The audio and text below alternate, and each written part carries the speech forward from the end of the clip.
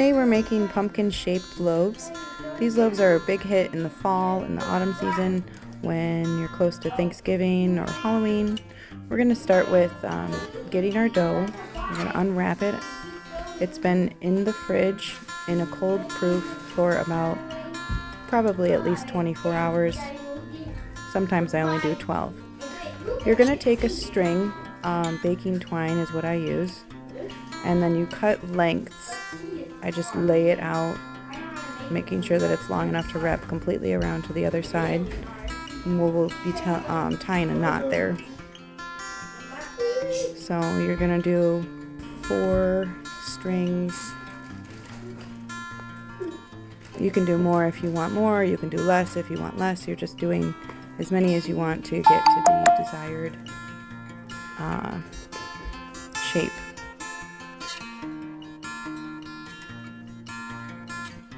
I take my bread sling and I put it over the top, flip it over, now it's on the bottom. That's just some staining from cinnamon. And then we're going to lay it out, gather the strings together. You're going to make sure you've got the right string on each side and then tie a small knot.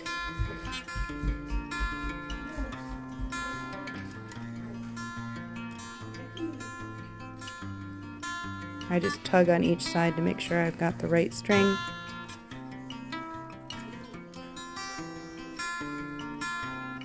These loaves are a big hit. A lot of people are ordering them, and you've probably seen videos of them being made closer to the fall.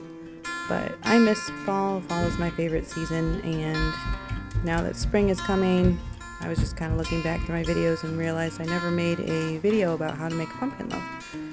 So I thought, why not?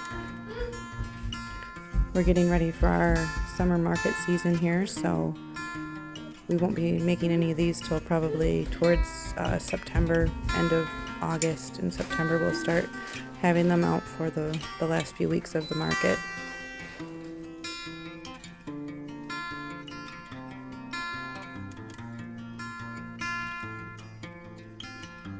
I'm kind of realizing that my strings were going to give me a not very symmetrical looking pumpkin, but that's okay because pumpkins usually don't come symmetrical in nature. I'm actually going to take this one out completely, and we'll just have this one having these 3 sections on each side instead of the 4-section one like that's on the bottom there. I like to gather all of them up together and just cut off as much as are extra there, the lengths.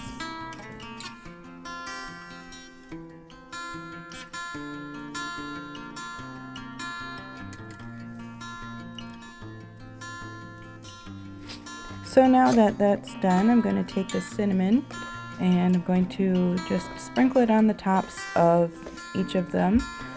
There is no cinnamon inside of the dough, but I just think that this really adds a little bit of a color to the top, sets them apart.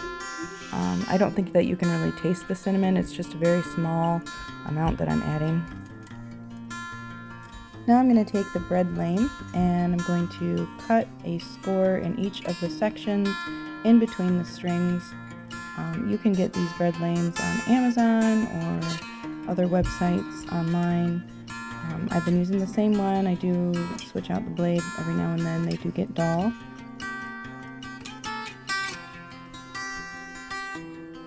Now we're going to take the loaves and move them into the Dutch oven. I've had the oven already making some regular shaped boules that I make.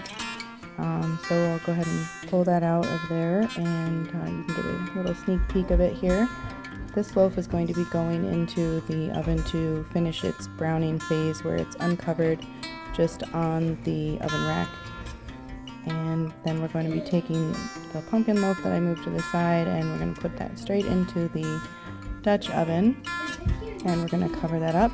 It's going to go in the oven for 20 minutes covered at 460 degrees Fahrenheit. And then it'll be uncovered for about 10 minutes after that. If you want to check out my other YouTube video, you can see how I do my baking method, where I'm doing 2 stages at the same time, essentially. And it usually takes me, I think the title of the video is 8 loaves in 80 minutes. So when you average it all out, it's about 10 minutes a loaf, and that's how I bake for markets in my home kitchen using one regular kitchen oven. So these ones are ready to go onto the oven rack to complete the browning cycle. They're going to be uncovered for about 10 minutes. Like I said, you're going to just cut those strings off and stick a cinnamon stick in the middle, and look at them, they're beautiful.